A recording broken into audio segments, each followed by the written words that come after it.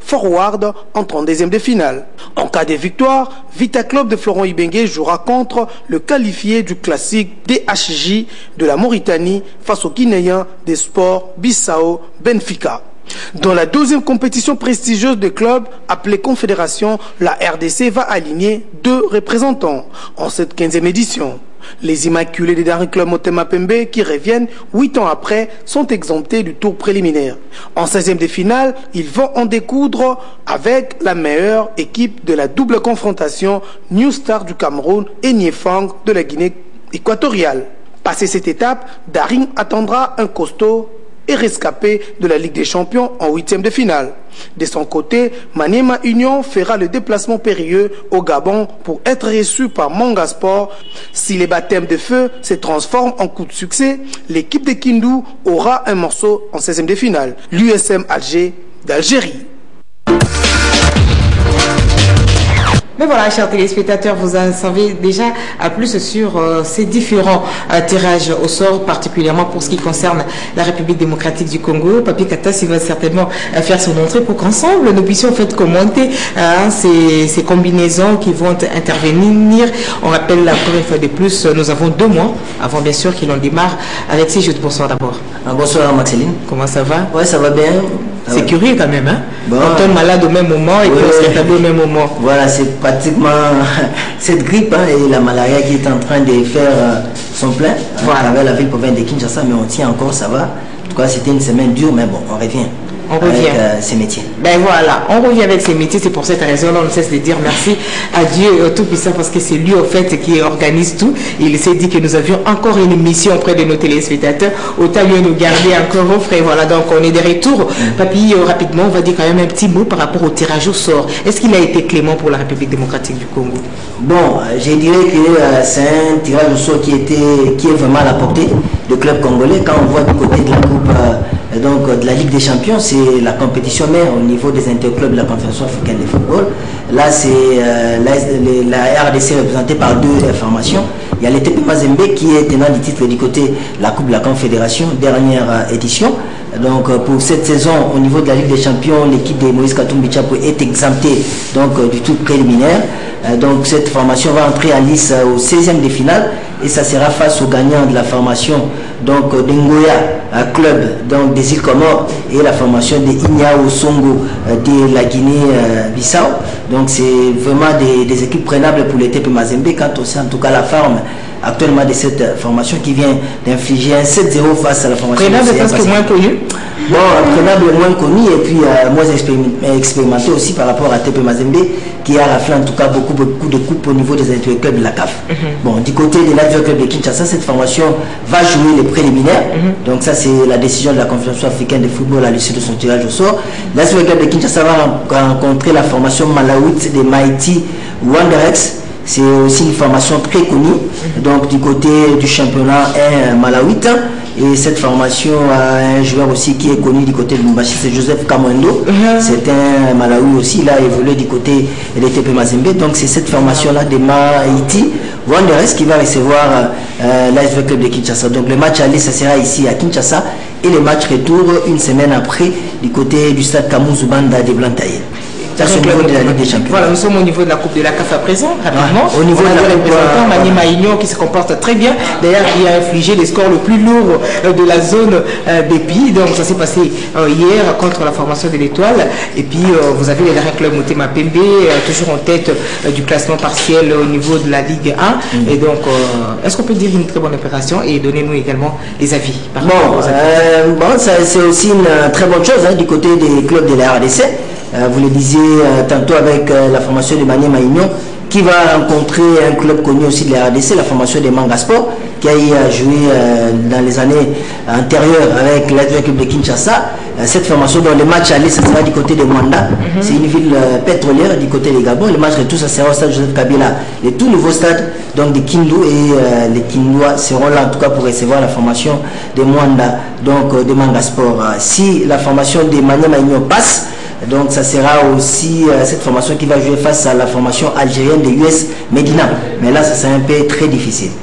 On croise les doigts. Ouais, on croise les doigts. Pour les Club Motema Pembe, un club qui avait terminé en beauté, rappelez-vous, la saison passée à la Ligue nationale de football. Mais cette fois-ci, c'est une formation qui a du mal à retrouver en tout cas les beaux jeux. Mais on gagne quand même du côté de Motema Pembe avec Otis Mouma. Cette formation va rencontrer, donc exemptée du tour préliminaire, au second tour, donc au 16e de finale. La formation de Club Motema Pembe va rencontrer les gagnants des New Stars. C'est un nouveau club du côté du Cameroun, et la formation de Niafang, donc de la Guinée équatoriale.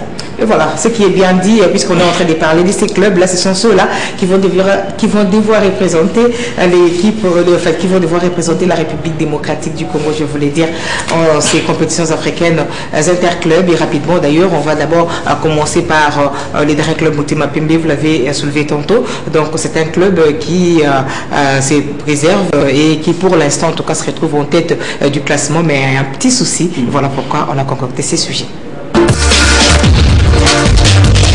Les teams verts et blancs de la capitale RD congolaise ne convainquent toujours pas les avertis depuis l'amorce de la 23e édition de la Ligue 1. Les nouveaux systèmes qu'impriment les staffs techniques et dirige Otis Ngoma ne créent pas encore des émules. Bien que l'équipe remporte tous les matchs des défis, y compris les 2 derbys de Kinshasa. L'exploit réalisé jusque-là a permis de consolider les nouveaux acquis certes, mais inquiète les Immaculés qui veulent voir leur équipe aller le plus loin possible en Afrique. Que faire pour pallier au plus difficile? Une trouvaille du staff dirigeant, renforcer les staffs techniques avec l'incorporation de nouveaux éléments dans l'effectif mis en place par Otis. Ainsi, François Moguey a été préféré. Lui qui était sans contrat dans l'FC Renaissance offrira désormais ses services au Daring Club Motema Pembe. Depuis qu'il a signé son contrat, il a mis la machine en marche. C'est lui qui se charge de ramener les quelques oiseaux rares dans l'effectif du club. Loin de faire de 2 matchs nuls infligés au Daring Club Motema Pembe un drame, les staffs techniques et les joueurs promettent de garder les caps et de ne pas hypothéquer les opportunités qui s'offrent à eux. Le Daring Club Motema Pembe nous permet rapidement de parler de l'association sportive et club qui était en amical le samedi dernier face au Diable Rouge du Congo-Brazzaville. Score final 1-0 en faveur de ces clubs de Kinshasa. But marqué d'ailleurs à la 83e minute de jeu par Jonathan. C'était un nouveau joueur. Il vient de la formation des Sodigraphes. Jonathan Bayou et ses transfuges de l'AS Sodigraphe qui a donné la victoire le samedi soir à l'SV Club dans les ultimes minutes de la fin de la rencontre amicale contre le Diable Rouge de la République du Congo au stade de Martyr. Ces matchs amicaux de préparation pour l'amorce des préliminaires de la Ligue des Champions et la suite de la Ligue 1 est aussi une occasion pour l'équipe nationale locale du Congo-Brazza qui s'apprête à participer à la 5e édition du CHAN Maroc 2018. En visionnaire, l'ASV Club préfère combiner matchs de compétition et amicaux car le championnat qui a commencé il y a 6 journées n'offre pas la possibilité de tester tout l'effectif. Nous allons terminer la vie de nos clubs avec, bien entendu, ces sujets réservés au Football Club Renaissance. C'est vrai, ces clubs n'est pas engagé aux compétitions interclubs de la CAF, mais en tout cas, le Football Club Renaissance, c'est un club qui se comporte comme il se doit depuis le début de cette saison sportive en République démocratique du Congo, particulièrement à la Ligue 1, à travers les comportements. Et je dis que se comporte bien, ce n'est pas seulement par rapport aux résultats enregistrés, mais en tout cas, c'est par rapport au comportement de ses supporters qui étaient connus comme étant les violents, mais en tout cas, la leçon assimilée la saison passée a fait en sorte que aujourd'hui c'est une équipe que moi j'appelle un exemple à suivre. Ça devrait d'ailleurs être une équipe fair play à la fin de cette saison. Si jamais au niveau de la Ligue nationale de football on peut tabler sur des remerciements comme ça au club, des encouragements au club à la fin de la saison. Contrairement au spectacle morose offert lors de la 4e journée de la Vodacom League 1 face à l'SV Club, le FC Renaissance, hormis tout ce qui a été dit autour de cette rencontre qu'elle a honteusement perdue sur la marque des 2-0, a montré une toute autre image lors de la 5e journée face au Daring Club Motema Pembe. Pour ce deuxième derby, le club le plus populaire de la capitale s'en est sorti avec une défaite pas trop humiliante, un score étriqué d'1-0 avec un fond de jeu appréciable. Pour ces matchs de survie, le Banafibo ont été plus qu'exemplaires et prouvé à la face du monde que le foot est un sport de loyauté. Le stade n'était pas rempli comme un œuf, mais les rares supporters qui ont effectué les déplacements du stade des Martyrs ont soutenu leur équipe du début à la fin. Les buts de Ricky Toulengue n'a pas ébranlé la quiétude, ni du staff, ni des supporters. L'éternel Ségon, devenu titulaire par la force des choses, s'est même présenté à la conférence d'après-match pour répondre sans gêne aux questions de la presse sportive. La première des choses qu'il faut souligner ici, c'est le contexte dans lequel on a joué ces matchs. Tout le monde sait ce qui se passe autour du club. Mais qu'à cela ne tienne, il fallait jouer ces matchs-là. Il fallait jouer ces matchs-là par rapport à tout ce qui s'est passé et par rapport à beaucoup de joueurs, comme vous le constaterez. Il y a eu beaucoup d'absents, comme vous l'avez souligné. C'est dû aux blessures, au cas de maladies. Donc je pense que perdre un match contre DCMP dans ces conditions-là, ce n'est pas une excuse. Mais je pense que nous avons tiré beaucoup de leçons.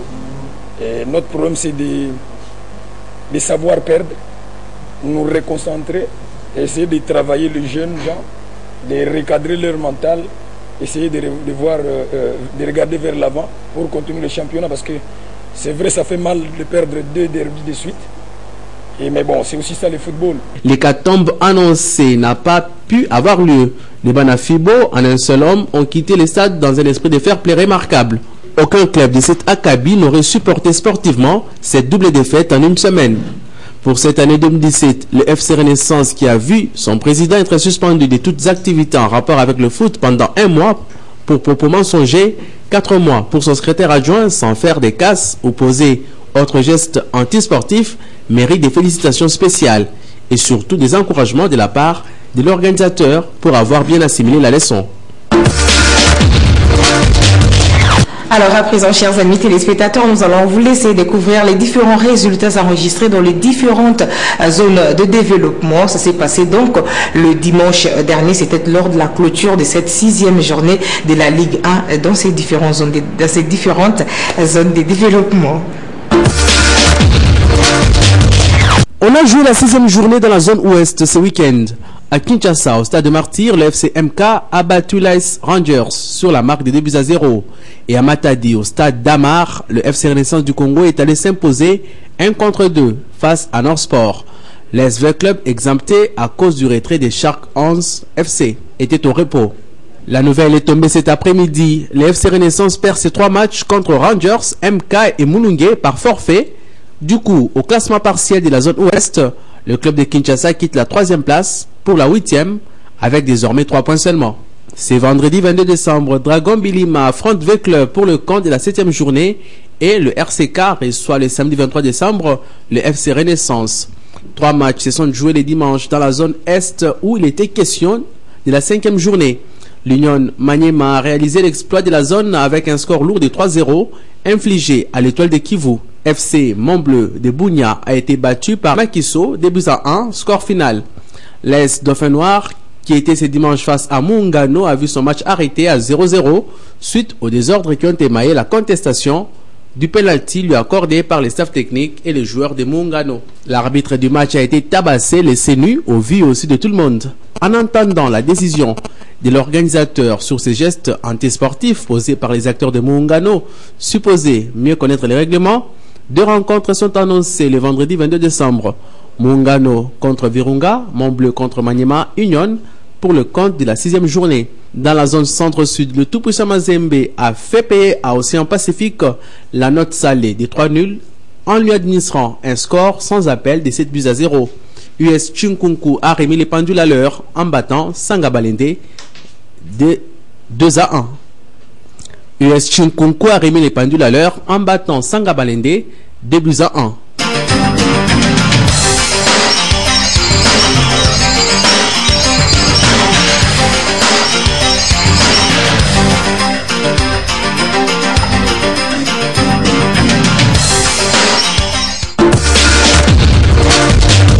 Nous notons tout de même que Jean-Claude Moukania, qui était avec US Chinkunku depuis quelques temps, vient de rendre le tablier. On ne sait pas à confirmer à 100%. Est-ce qu'il y a des tractations pour qu'il fasse un comeback?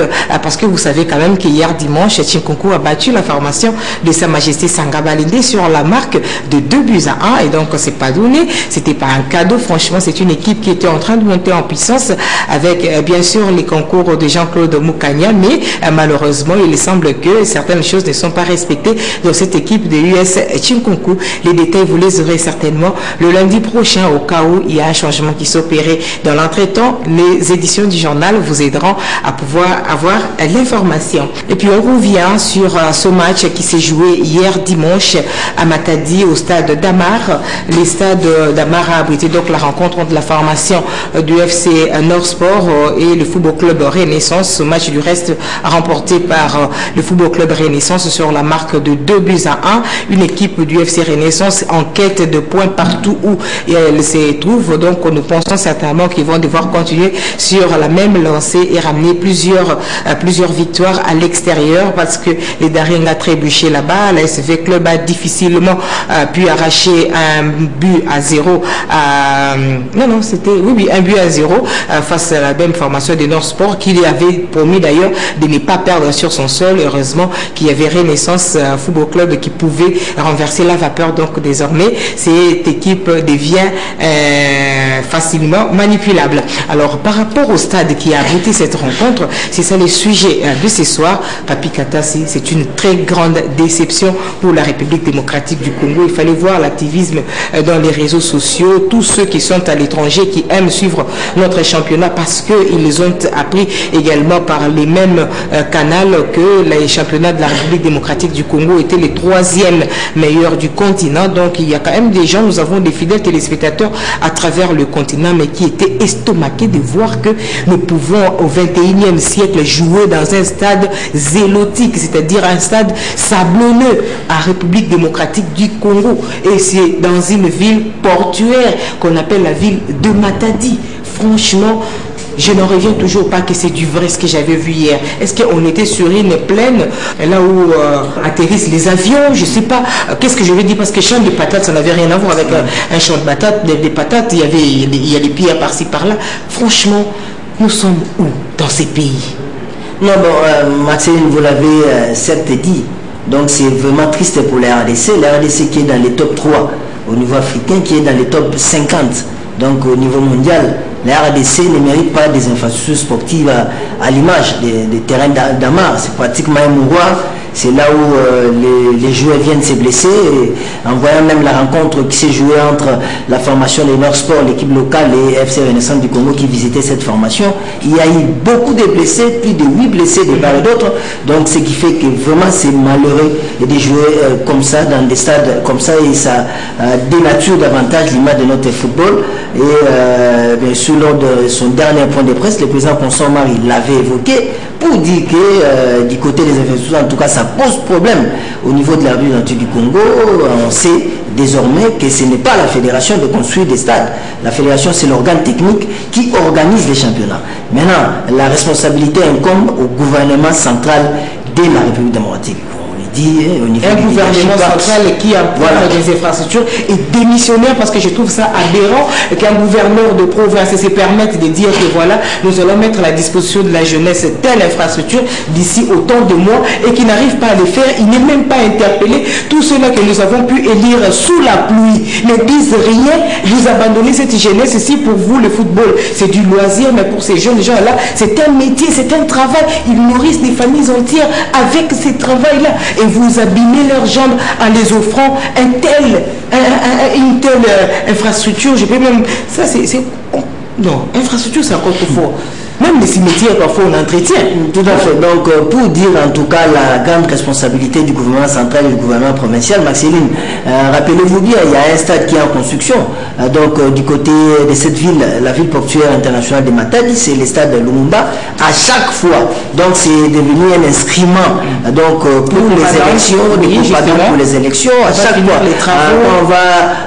on est à l'approche des périodes électorales, on nous annonce toujours que les travaux vont prendre fin. Tout ça, donc c'est la responsabilité de tous ces gouverneurs qui sont passés à la tête de cette riche province, donc l'ex-province du Bas-Congo.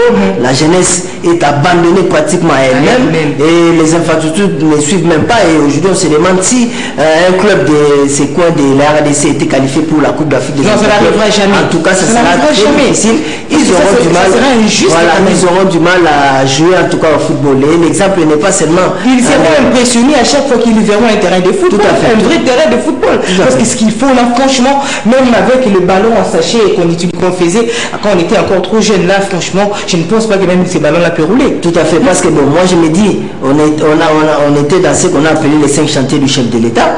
On a compris qu'il y a certaines provinces qui ont bénéficié de cette politique du chef de l'État, les 5 chantiers, avec l'histoire de Joseph Kabila du côté de Kindu, mais pratiquement du côté de Matadi, c'est vraiment un stade abandonné. Les Chinois ont plié bagage, il n'y a plus rien, on n'a même plus de pelles, il n'y a plus de maçons qui sont dans ces coins-là. Même les caillasses, il n'y a plus rien. Les caillasses sont enterrés. Tout à fait, tout à fait. L'occasion nous est donnée en tout cas, c'est une émission qui est très suivie. Sûrement les numéros de la province est tenté de nous voir. Si le gouverneur Jacques Mandou peut même appeler l'équipe forte donc des sportisme, comme ça on fait une descente au niveau des batailles, qu'on ait de plus amples précisions pourquoi on a du mal à terminer ces stades, parce que ça fait des années qu'on est en train de construire cet édifice en tout cas qui va aider la jeunesse. La province a combien de députés? C'est quand même une ville portuaire, vouloir ou pas. On a beau dire qu'on a bloqué ceci, on a bloqué cela, mais quand même l'argent circule là-bas. Donc vous attendez seulement la période de campagne pour venir avec un camion de sable, vous renversez, vous amenez deux autres de caillasse, vous renversez et puis vous mettez des pelles, 4-5 pelles par-ci par-là. Donc voilà, je vais terminer les travaux et puis on va attendre, on vous élit et puis demain vous disparaissez et c'est toujours dans les discours. Franchement, c'est quelle jeunesse là que vous voulez encadrer? Donc ce sont en fait, s'il faut dire les choses telles qu'elles se présentent, ce sont en fait les autorités provinciales elles-mêmes qui fabriquent en fait ce que nous appelons aujourd'hui les Koulouna et autres. Ce sont eux. Non. Ces enfants-là vont jouer où? Ça, ce n'est même pas un terrain de football, autant mieux en faire même un lieu d'aisance, quoi. Il y a pratiquement, comme vous l'avez dit, Maxime Mazemakoumana, une démission qui ne dit pas son nom de la part des autorités provinciales. Donc c'est vraiment un gouvernement provincial qui n'existe pas au niveau de l'encadrement de la jeunesse. On ne sait pas si ce gouvernement est interpellé par l'organe délibérant qui est l'Assemblée provinciale de l'ex-province du Bas-Congo. On a du mal à comprendre en tout cas le fonctionnement. On a du mal à comprendre s'il y a une politique provinciale en matière de sport, même ici sur le plan national, Maxiline. Il y a un dossier qui est pendant aujourd'hui. C'est une lettre que le ministre Papignan avait écrite à la Ligue nationale de football pour demander plus d'argent à la Ligue nationale de football. Mais on se demande, mais M. Papignan qui est là, il doit aussi s'occuper, à part les efforts qu'il est en train de faire pour le stade Kazamba du côté de Bandundu. Non, là c'est un stade de presque tout ça, avec des stratégies. Ça sera pratiquement comme le cadre macroéconomique a fait. Donc il est parti, il a construit dans sa province. Et lui aussi, il est là. Bon, il appelle quand même notre frère pour sensibiliser les gens, recueillir l'argent. C'est pour aller construire à Kikwit. Demain, il faudra attendre que celui qui viendra pour l'Équateur puisse avoir le pouvoir. Et puis lui aussi va manager. Il va appeler. Donc cela, c'est quoi? Mabélé Lissi. Voilà, donc on va appeler et on va sensibiliser. Franchement, on ira où? C'est un pays où toi tu ne peux pas être à l'aise à Kinshasa parce que toi tu es du Bandundu. Moi je ne peux pas être à l'aise à Bandundu parce qu'il faudra que j'aille au Kassai. Mais finalement, c'est quoi ça comme pays? Non, mais c'est ça, Maxeline. Il y a l'absence criante. Discrimination, pareil. Tout à fait. Il y a l'absence criante d'une politique nationale sportive. Quand il n'y a pas une vision politique nationale sportive au niveau d'abord du plan national, ça sera difficile que ça puisse être répercuté sur le plan provincial. Et on a saisi aussi l'occasion, Maxime, parce que la ville de Goma est en train d'abriter la 6e conférence des gouverneurs. Si le message peut passer donc du côté de cette conférence, si on peut tabler sur ça, on a construit des stades municipaux ici, même si ça a du mal à servir la population, parce que s'il faut passer dans ces stades, il faut payer $200, tout ça. Ces petits clubs n'ont pas les moyens. Et je crois qu'on doit vraiment refonder notre politique en matière de construction des infrastructures. Il n'y a pas seulement ces mouroirs, les stades d'Amar, il y a aussi les fameux stades de Kadoutou, il y a les stades de l'unité de Goma, il y a beaucoup de stades comme ça qui ne répondent même pas au minimum donc exigé par la Fédération internationale. La question que moi je me pose, qu'est-ce que nous avons fait à ces gens-là pour qu'ils nous empêchent, nous, de pouvoir jouir également de ce qui appartient à ces pays? Qu'est-ce que nous leur avons fait? Parce que je trouve ça incroyable. Même si aujourd'hui aujourd'hui vous êtes une autorité, vous amenez vos enfants en Europe, parce que eux au moins là-bas, à la fin de cours, ils ont la possibilité pendant 30-40 minutes de tourner derrière la maison, d'aller jouer, mais pensez également à vos à vos futurs petits-fils, quoi. Parce que eux, quand ils viendront, peut-être que vous ne serez plus ministre, vous ne serez plus gouverneur, vous ne serez plus rien, peut-être que vous serez retraité quelque part assis, mais il faudra quand même que vous puissiez voir votre enfant en train d'émerger. Les talents, on est avec. Un footballeur est un footballeur, on peut être l'enfant d'un président de la République, on peut, d'ailleurs le président libyen Kadhafi a fait son enfant, qui était dans l'équipe nationale. Ce n'est pas le fait d'avoir été fils du président qui faisait qu'il puisse être un footballeur, mais c'est parce qu'il aimait, c'est ce qu'il savait faire de mieux, et il a été footballeur. Donc ça veut dire en d'autres termes que vous aussi, chère autorité aujourd'hui, demain votre petit-fils aimerait jouer au football. Au stade d'Amar? Ça sera au stade d'Amar?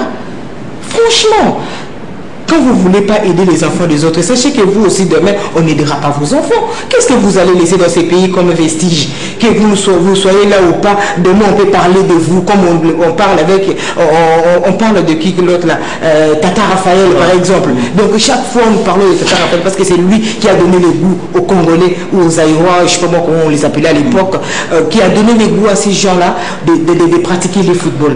Et vous aujourd'hui, vous venez, vous attendez seulement la campagne électorale pour vous servir de cette même discipline sportive qu'est le football. Parce que s'il faut entrer encore dans d'autres considérations, vous parlez des autres disciplines, ça sera chaotique. Oui, chaotique, Maxime, parce que bon, peut-être les gens n'ont pas vu tous les côtés négatifs de ces stades. Parce que, rappelez-vous, les années antérieures, on a eu à couvrir pour le compte d'antenne, bien sûr, l'Union nationale de football. Nous, on avait fait les déplacements du côté de Matadi. Marceline, ce stade-là n'a pas de toilettes. Le stade d'Amar, il n'y a pas de toilettes, ce stade-là n'a pas de vestiaire. Si la pause, les joueurs restent sur les terrains, et puis le stade n'est pas vraiment sécurisé, il n'y a pas de lumière, tout ça. Moi, je crois qu'il revient aussi à l'organe technique. Je sais, la FECOFA n'est pas là pour construire des stades, mais la FECOFA peut aussi choisir des terrains qui sont aptes de faire jouer les matchs de la Ligue nationale de football. Moi, je crois tout simplement, peut-être pour clore ces débats, ces stades doivent être mis hors d'état, de milieu. Les joueurs, donc on doit jouer dans ces stades. Une carrière peut se terminer comme ça. Tout à fait. Plutôt, il faudra, à moins de 30 minutes. Voilà, plutôt il faudra délocaliser les matchs du côté de Kinshasa, parce que c'est province n'a qu'un seul représentant, c'est la formation de nos sports. Ces stades donc peuvent être fermés en attendant qu'on puisse terminer les stades Lumumba qui est dans les conditions exigées par la Fédération internationale de football. Donc en tout cas c'est une honte, on le dit, hein, donc on pèse notre bouche par rapport à ça. C'est une honte pour l'autorité provinciale, on le dit. Si cette autorité a des relais et que cette autorité nous écoute, on peut faire un déplacement, savoir qu'est-ce qui se passe. Est-ce que c'est l'argent n'est pas là pour terminer ces stades de Lumumba? Est-ce que les Chinois... Comment l'argent ne peut pas être là? C'est ça, pourquoi il avait promis? Parce que vraiment, pourquoi avoir promis quand on sait qu'on n'a pas les moyens? Pourquoi avoir promis? À cette époque, nous sommes au 21e siècle, nous utilisons encore les stades. Ça, ce n'est même pas rudimentaire. Il faut trouver autre chose. Non, ça, c'est même les petits contrôles et autres. Non, ça, c'est un loi que l'autorité provinciale a mis à la disposition de la jeunesse. Moi, je crois qu'aujourd'hui, la RTNC nous a montré effectivement les limites de la gestion de nos provinces par ces gouverneurs. Il les combat en tout cas aux gouverneurs des provinces de bien s'occuper de leur club. Il n'y a pas seulement la formation de Nord-Sport avec son stade de Damar, mais il y a aussi l'histoire de TP Moulungue, peut-être ça sera un dossier demain ou après-demain. C'est un stade, c'est un club qui est abandonné à lui-même pratiquement. Il n'y a que M. Bayende, l'ancien gouverneur, qui est à la tête de ce club, mais le gouvernorat est pratiquement aux abonnés absents. Le club est abandonné, tout ça. Donc moi je crois que ça relance cet éternel débat de la participation de nos gouverneurs dans la gestion de nos clubs. Donc on doit... Même les députés doivent nous rendre compte et ils sont incapables de pouvoir interpeller une autorité. Eux là n'ont pas joué au football. Ceux-là qui sont dans les assemblées provinciales, là, ils n'ont pas joué au football. Même dans leur jeunesse, même leurs enfants à la maison ne jouent pas avec la tomate de maman. Pourquoi ne pas interpeller ces messieurs-là? Pourquoi ne pas le lui dire franchement? Parce que ce qu'il a fait à la nation congolaise hier, c'est une désolation incroyable. Moi, je n'en reviens pas parce que les messages que nous recevions de nos amis qui sont à l'étranger, mais c'est comme ça que c'est le football que vous pratiquez. Non, c'est avec ce genre de terrain que Mazembe est plusieurs fois champion d'Afrique. Marceline, un élément aussi important, c'est, vous savez, on a toujours critiqué la fédération de ne pas chercher les sponsors, mais maintenant là, on a un sponsor. Mais comment relayer relayer l'image de ses sponsors. Ses sponsors vont fuir avec un stade comme ça. Un stade pareil, voilà, où les gens, l'État qui ne sponsorise pas les championnats, l'État qui ne subventionne pas les championnats, le gouvernement provincial, le central qui refuse même de subventionner les clubs, et maintenant là, la FECOFA a signé avec un sponsor de taille. Je crois que ça dénature pratiquement. Parce que cet argent va servir à ramener ces athlètes-là à l'hôpital. Ça risque même de ternir l'image de ces sponsors qui est venu pour secouer le football dans notre pays. Donc, et c'était incroyable. Ceux qui suivaient le match en direct avaient comme l'impression que ce n'était pas un match de la Ligue 1. Donc à chaque fois que les journalistes disaient Ligue 1, pour eux, ils se disaient non, ça c'est un mensonge ou quoi. Même au niveau de la 9e division, au niveau de Kazakhstan, voilà, même à Sibérie, là où il n'y a pas assez de pelouse, mais franchement, je ne pense pas qu'il y a ces genres de terrains. Ça, c'est une insulte à la jeunesse de la République démocratique du Congo. Vous n'avez pas mieux à faire si ce n'est assurer l'encadrement de cette jeunesse. Et l'encadrement de la jeunesse, ça passe également par là. Et même vous-même, en tant que vieux, vous devez vous dire dans vos têtes que demain, même si vous travaillez pendant 8 heures de temps ou pendant 20 heures de temps, ou pendant 30 ans, mais vous finirez par avoir besoin du repos. Et le vrai repos, vous le trouverez dans les sports. Avec toutes les maladies que vous avez dans vos corps là, il n'y a que les sports qui peuvent vous aider à pouvoir peut-être remédier à cela. Parce qu'on vous demande à chaque fois de faire des tours. Vous allez courir où? Dans un stade de Damas, si vous faites un tour, vous faites le premier tour, le deuxième tour, vous n'avez pas encore mangé quelque chose, vous tombez. Mais vous allez vous casser la tête. Ne vous en faites pas, ce n'est pas du sable mou. Non, ça c'est du sable dur. Argile. Vous tombez comme ça, vous risquez de vous blesser alors que les gens voient que vous êtes dans les sables. Donc c'est incroyable, c'est inadmissible. Et je crois que même les sponsors actuels nous fera grâce la prochaine fois qu'on ne nous montre pas ces genres d'images. C'est une très mauvaise publicité de notre pays. Et j'ai parie d'ailleurs que eux se contentent seulement de montrer le pays à travers le cyclisme. Et finalement qu'il a pu construire les stades chez lui. Peut-être que ça va faciliter la tâche et que les autres vont essayer d'emboîter les pas pour créer une autre discipline qui permettra au pays de se vendre en dehors, à l'extérieur. Voilà. Je crois qu'on doit mettre un terme à cette émission. Mais moi, je suis fâché. Franchement. Je suis fâché et malheureusement, on ne saura plus... non, mais c'est aussi important parce que ce que la TNC a fait, ça nous a permis de voir les difficultés dans lesquelles se trouve la jeunesse sportive dans ces coins de la du Congo. Et la nécessité, non, mais c'était le choix du sponsor. Voilà, la nécessité de pouvoir lever les grandes options au niveau du gouvernement central pour qu'on puisse quand même doter de nos provinces des véritables stades avec des dimensions de la Fédération internationale de football. La FECOFA est là. La FECOFA va conseiller sur le plan technique le gouvernement et le gouvernement va mettre les moyens. Voilà. Moi, je crois qu'on demande que la volonté politique de ceux-là qui nous gèrent pour que la RDC puisse être dotée. On est champion Chan, on est champion d'Afrique, on a Mazembe, on a un club, tout ça. On ne peut pas entamer comme ça la fierté et l'image de notre pays. Voilà, on a préféré gaspiller l'argent avec les stades municipaux qui ne servent à rien, si ce n'est qu'au bourgmestre, les différentes communes là où ces stades-là ont été érigés. Ces bourgmestres sont devenus pratiquement des grands hommes d'affaires. Ils ne suivent plus autre chose à part les patates. Comment on patente, au niveau des marchés, vignettes, et puis après c'est les stades, quoi, parce que c'est les stades, c'est un peu reposant. Vous avez l'argent facile, c'est parce que dans ces pays, s'il y a quelque chose qu'on obtient facilement, c'est la mort, quoi. Et il y a tous les jours, il y a des gens qui meurent, mais les terrains sont devenus des funérariums. Je prends l'exemple de Massina, avec les terrains municipaux de Massina qui a été réhabilité grâce au fonds de promotion, je crois, culturelle, des histoires comme ça. Mais c'est les terrains là où on ne pratique plus le football, Maxéline. Il y a la bourgmestre qui est là pour faire, on ne fait que plairer les matins dans ces coins. Et donc, les équipes là n'existent plus, les équipes de football du côté de Massina Quartier. C'est quoi ça? On vous a fait quoi? Hein? Franchement, la sanction va venir bientôt. Mais vous en faites pas. La sanction va venir bientôt. Moquez-vous de nous aujourd'hui. Mais demain, nous allons nous moquer de vous. Vous avez déjà vu, parce que moi j'ai déjà assisté à une assemblée où il y a un candidat unique, mais qui ne passe pas. Vous savez ça? Candidat unique, mais vous ne passez pas. Vous êtes dans notre commune, vous venez, moi je suis candidat député. Qu'est-ce que vous allez faire? Parce que ceux qui vous ont précédé n'ont rien fait. Même pas une petite loi pour nous protéger. Ils n'ont rien fait. Et vous venez encore nous demander. Vous sortez comme ça, non, il a été candidat unique de sa circonscription. C'est comme ça qu'on dit, hein? Mais malheureusement, il s'en sort avec 2 voix. C'est-à-dire sa voix et la voix peut-être de sa femme ou de son petit frère au cas où il en a un.